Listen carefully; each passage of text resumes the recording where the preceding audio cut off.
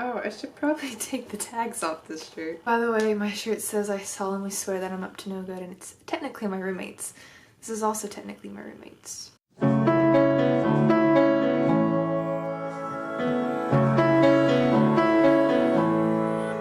Hey guys, it's Hannah, and today I am doing my November wrap-up and December TBR. November was kind of a really slow reading month for me. I ended up reading 4 books. One is a short novella, so I don't know if you can like count that as a book, but it counts as a book on GOODREADS, and that is what matters at this point. Not really, I've surpassed my goals, so like I don't care anymore. So the first book I finished in the month of November, I actually didn't finish until like the 18th or something, which is really late in the month for me to finish a book, especially when I started this on like the 2nd or the 1st of November. It took me a long time to read it, which is sad, especially considering it is a collection of short stories. Bram Stoker's Dracula's Guest and other short stories. It's a short collection of short stories, and it took me almost the entire month to read it. So this is a collection of short stories by Bram Stoker. If you recognize either the author's name or the name Dracula, yes, Bram Stoker wrote Dracula. It is one of my all-time favorite classics. I highly recommend you read it, especially read the Reader's Digest version because it has little annotations and notes on the sides that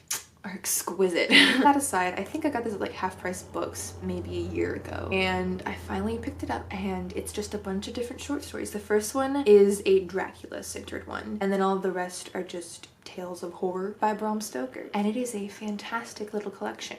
But then you get to the second to last story. And here's the thing, Bram Stoker is a genius with adding a touch of horror to whatever happens in the story. Just the atmosphere he creates, they're just all so good and so different, but then he does each of them so well. Fantastic. However, you get to the second to last short story. Let's see, it's called The Duelists or the Death Doom of the Double Born. You get to that one. In this collection, it's the second to last one. And I am just gonna go ahead and spoil it. I will put a time thing for when you can skip to if you don't want to be spoiled for this random short story in this random collection of short stories by Bram Stoker. But if you don't care, I'm about to rant. So get ready once I set this book down, and now. Here's the deal. The story opens up and there's this husband and wife, and they have been trying for years and years to have kids, and they haven't been able to, and then finally they have twins. 2 perfect, identical babies. Okay? Okay. Then it cuts to these 2 little boys. And I don't remember if they were cousins, because they're not brothers, because they're in 2 different houses. I don't remember if they were just like neighbors and friends, or if they were like related in some way, but they're buddies, right? And they both get given knives, and they become obsessed with cutting stuff. Do you see where this is going? And they just love cutting stuff in their house to where everyone else in the household doesn't notice it. So like they'll cut a picture on the wall and they'll cut it to where it just stays perfectly once it's there, but if you try to move it, it just falls apart, and they become obsessed with cutting stuff.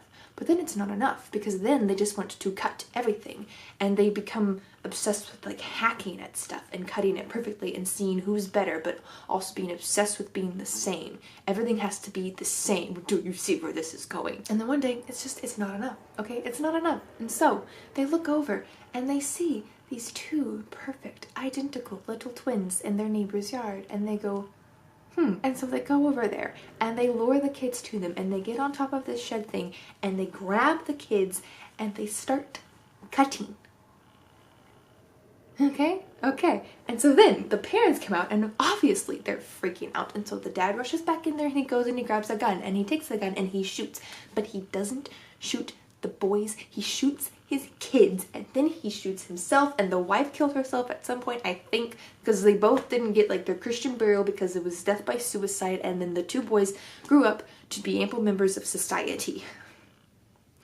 And I hated that short story. I was reading this when I was taking a break from accounting homework. This was my break from studying, and I'm sitting there in a coffee shop with my friends, and I'm reading this book, and this is what it looked like.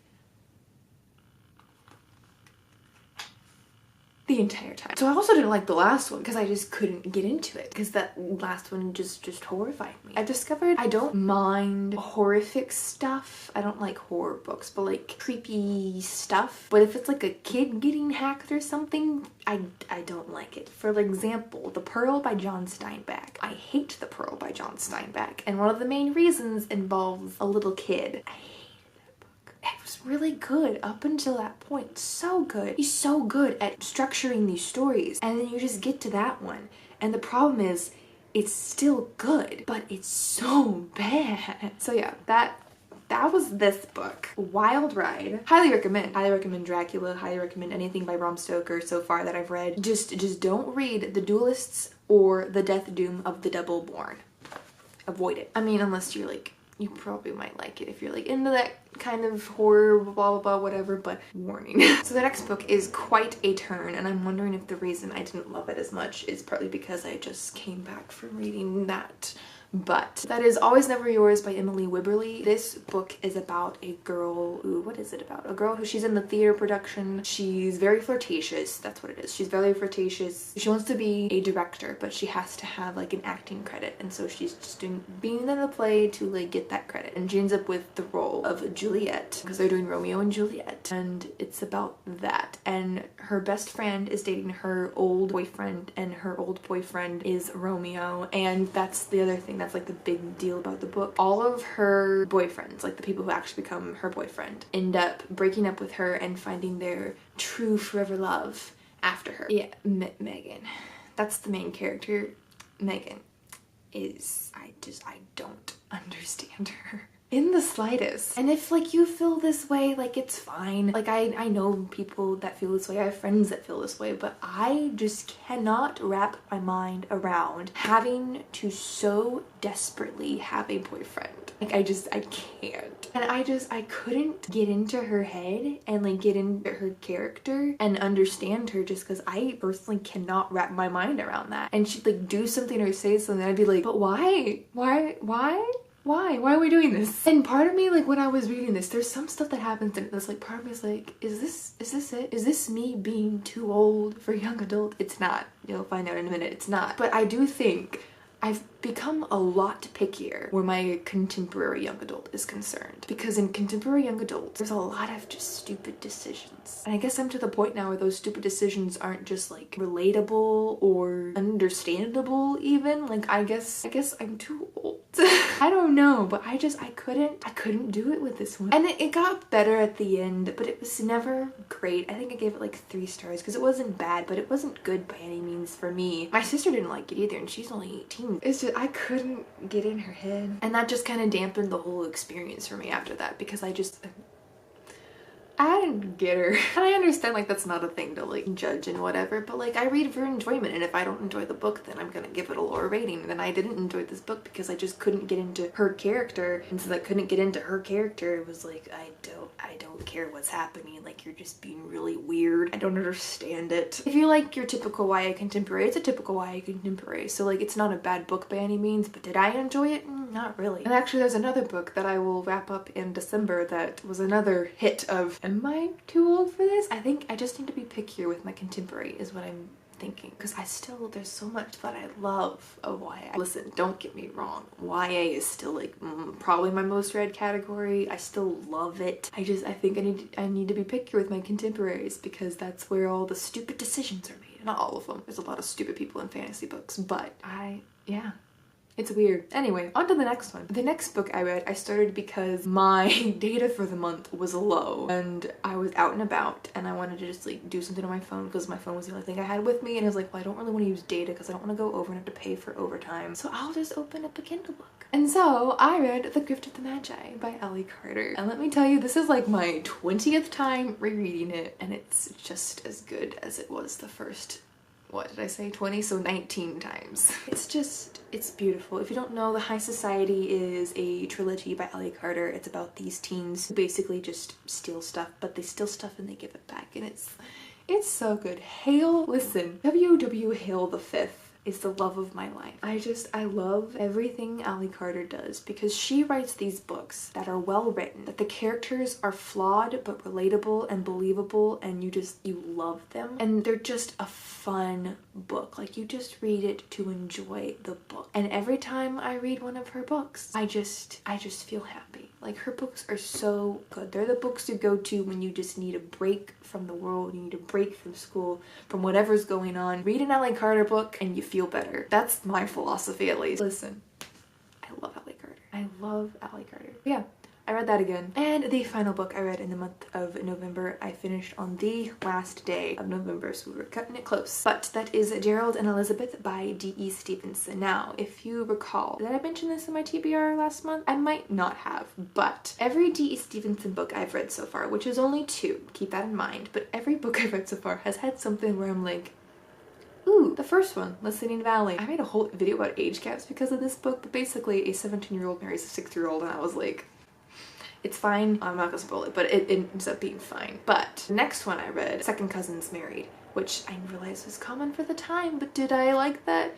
No, it was weird. So there's always been something that I'm just like, but this one there wasn't one. So that was nice. I guess I should explain this book as well. Basically, this book is about Gerald and his sister Elizabeth, and Gerald was working for a diamond mine in Africa, and he gets not even just fired, he gets like sent off because they think he was stealing diamonds even though he says he wasn't. And so he goes to London, originally not to live with his sister, but he ends up living with his sister Elizabeth, who is this famous actress. And it follows Gerald, which I thought was interesting. I thought it was gonna follow Elizabeth, and I assumed from the title that they were like a couple, but no, they're brother and sister. Like, you're following Gerald along as he goes to visit their great uncle, and he goes to get a job at one point. And it was good. It was nothing spectacular, nothing amazing. It had that nice, just classic, chill tone to it, I guess. Like, if you read a classic contemporary book, you probably know what I'm talking about, because it just has that writing style, that old classy writing style, and just that tone to it. And you just feel like you're reading something that your grandmother probably read. Like, it's that kind of a book. And so I always, not always, but I usually enjoy that kind of a book because they're just fun. Also, this one was kind of fun because there was kind of like a mystery element with the whole diamond thing, and that was nice. Did I guess it? I mean, yes, but the fact that it was there was nice. Like, I don't think that's normal for a D.B. Stevenson book, but again, I'm basing this off of 2 books, so yeah, it was a good book. If you like that old, like, classic tone, classic feel, I recommend a D.E. Stevenson book. I think my favorite so far is still Listening Valley, despite the whole age thing, but like I said, it gets resolved. But this one definitely beats Celia's House. I didn't really care much for Celia's House. So that is it for my November wrap-up. My December TBR, I've already read 2 books. One was another Ally Carter book that I reread. I also just got my sister to read the Gallagher Girls series, and she is in love with it, so I'm feeling pretty proud about that. And the second book is another YA contemporary that made me think, am I getting too old for this? What am I reading next? I might read, well, I guess I'll show you what I might read next that'll give away the last book I just read. I want a spoiler? I'll spoil y'all. Here's what I'm thinking of reading next, which might be a stupid idea considering what I've been saying about, like, I need to be pickier because, like, I don't enjoy them when they're stupid. But I got both of these from the library. They're like a duology. They're companion, I guess. I'm not quite sure what you describe them as, but it's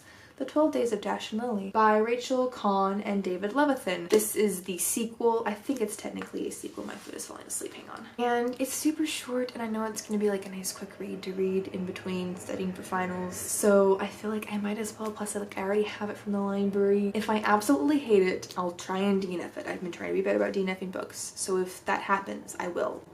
I hope. Right now, this is the plan. After this, I don't really know. I just don't know what I'm in the mood for. I'm kind of in the mood for like contemporary-ish things, but now after the past ones that I've read and I haven't loved, I'm not sure. Honestly, okay, here's what I think might happen. I'm assuming by the time I finish that, I'll be back home on my bookshelves there. I have my Ally Carter books, and I high-key think I'm gonna finish rereading The High Society. Basically, I'm rereading Ally Carter books. I don't think I'm gonna reread the whole Gallagher Girls series or the Embassy Row series, but I think I want to finish the High Society series because that's my favorite of her series. And I'll probably reread the 5th Gallagher Girl book because that is my favorite from that series. So yeah, that's my plan. Ally Carter. I love me some Ally Carter. Listen, if you haven't read Ally Carter, you need to. And give her some encouragement on Twitter. Ally Carter, this is a public note to you. I love you. I love your books. I know you're having a hard time writing this next one that you're writing, but whatever it is, I'm probably going to love it. Like, just putting that out there now, I'm probably going to love it, and I'm always going to love you, and I'm always going to turn to your books in times when I need something just fun and lighthearted and beautiful to get me through the day. So keep writing, keep chugging along, and send me your P.O. box so I can send you some cookies or something, please. I want to give you a care package. Please. Thank you. So that is it. Comment down below, let me know what author is your go-to in a dire need author, if you have one. And if you don't have one, Ali Carter's a great one. Also comment down below, let me know if there's something in horror-esque or horror-ish novels or short stories that you can't do. You can't do. Like, apparently for me, it's like kids getting mauled. Like, I just can't do that, which I feel like is kind of an understandable thing if you think about it. So let me know what that is for you. So that is it for this video. I hope you enjoyed it, and I will see you all in another one soon.